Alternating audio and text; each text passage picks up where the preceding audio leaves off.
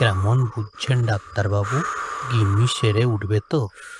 দেখুন বাঘমশাই, সত্যি কথাই বলি, আজকে রাতটা না কাটলে কিছু বলতে পারছি না।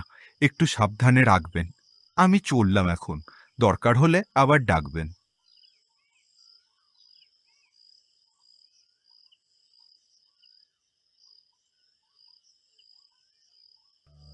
শোনো, আর সময় নেই আমার। আমার ছানা দুটো রইল, ওদেরকে তুমি দেখো। না গিন্নি,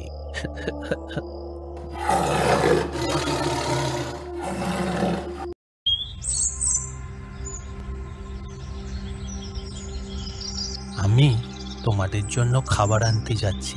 তোমরা কিন্তু একদম দুষ্টুমি করবে না, খুব ভালো হয়ে থাকবে। হ্যাঁ, দুজনে দুজনের খেয়াল রাখবে। আমি চলে আসবো সন্ধে হওয়ার আগে।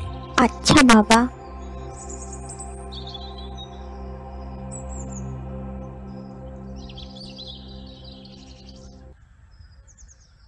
আরে ভালু ভাই, কেমন আছো? অনেক দিন বাদ দেখা হলো। এই চলে যাচ্ছে আর কি, একা মানুষ, খাই দাই আর ঘুরি। তোমার কি খবর বলো? কয়েকদিন তো খুব খারাপ সময়ে গেল। বাচ্চারা ভালো আছে? না, কই আর ভালো আছে, সারাদিন একা একা থাকে দুজনে।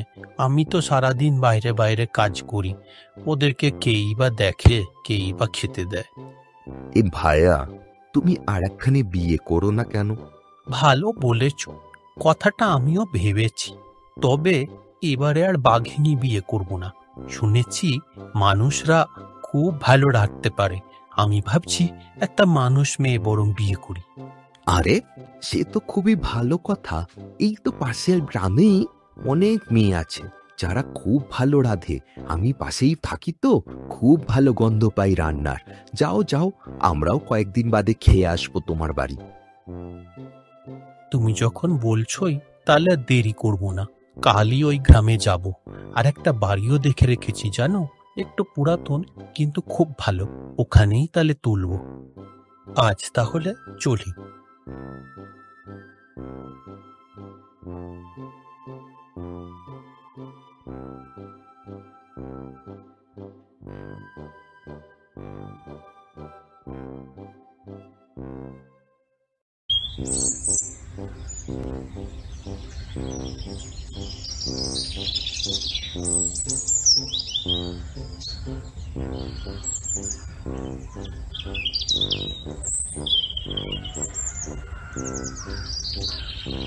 আরে ভায়া, তুমি এখনো এখানে দাঁড়িয়ে আছো? জঙ্গল থেকে বাঘ বেরিয়েছে শুনুনি? আমি তো ফেরত চলে এলাম। পালাও এখান থেকে, কখন এখানে চলে আসবে বাঘটা। বলছো কি গো? চলো চলো, তোমার সাথেই চলে যাই বরং।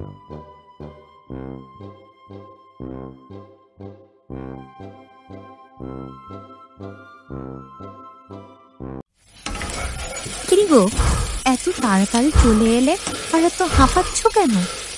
আর বলো না, আবার বাঘ বেরিয়েছে শুনলাম। এভাবে কি কাজকর্ম করা যায়? রোজ রোজই শুনছি বাঘ বেরিয়েছে। জঙ্গলে কি করে কাজ করব বলো? বাবা, আমার খুব ভয় করে, প্রায় দিনই বাঘ বেরোয়। তুমি বরং এই জঙ্গলের কাজটা ছেড়ে গ্রামে অন্য কোনো কাজ করো। না রে মা, পূর্বপুরুষের পেশা কি আর বললে ছাড়া যায়? এই নদীতে পারাপার করার তো আমি একাই আছি। যতই হোক জঙ্গলের পাশে, কাজ তো আমায় করতেই হবে ওটা।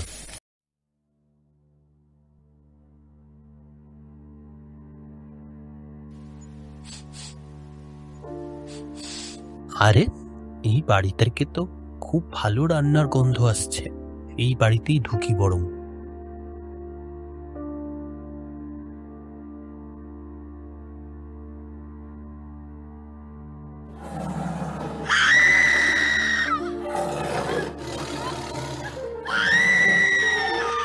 তোমরা ভয় পেও না, আমি এখানে বিয়ের জন্য মেয়ে খুঁজতে এসেছি। বাইরে থেকে রান্নার গন্ধ পেয়ে ভাবলাম এখানেই আমি বিয়ে করব। না বাঘমশাই, আপনার পায়ে পড়ি, আমাকে ছেড়ে দিন। না না, ছেড়ে দিন বললে কি করে হবে? আমার ছেলে মেয়ের জন্য একজন মা চাই, যে তাকে রান্না করে খাওয়াবে। চলো চলো, বেশি দেরি করো না, তাহলে কিন্তু তোমার বাড়িতে কেউ বাঁচবে না। না না বাঘমশাই, আমি যাব আপনার সাথে, শুধু আমায় একটু সময় দিন। আমি বাড়ির সবার থেকে বিদায় নিয়ে আসি, আপনি বাইরে একটু দাঁড়ান। বেশ, যেন বেশি দেরি না হয়।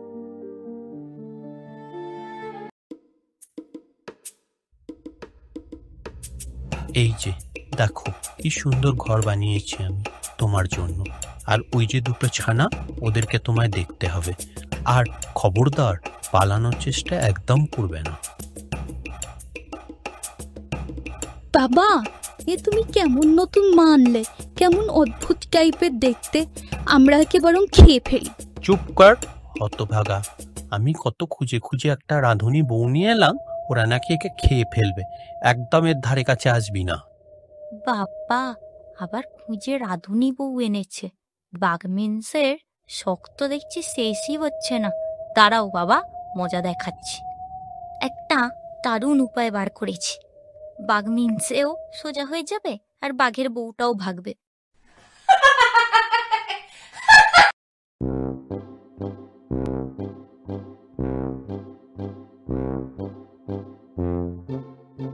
এই মেয়ে, শুনছো? একটা কথা ছিল। আমাকে বলছেন? আমি আপনাকে তো ঠিক চিনলাম না।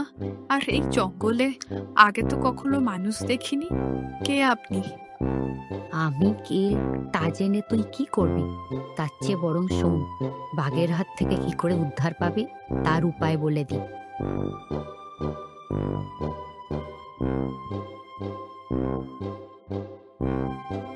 আরে, আজ তো দারুণ রান্না করেছো। পিঠে করেছো? আমি তো পিঠে খেতে খুব ভালোবাসি। দাও, ওটাই আগে খাই। এবার হবে মজা। বাঘের মানুষ বিয়ে করার শখ একদম মিটে যাবে।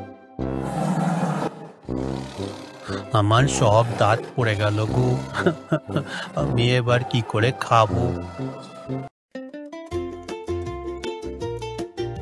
মা, এই মা, এই মা, মা।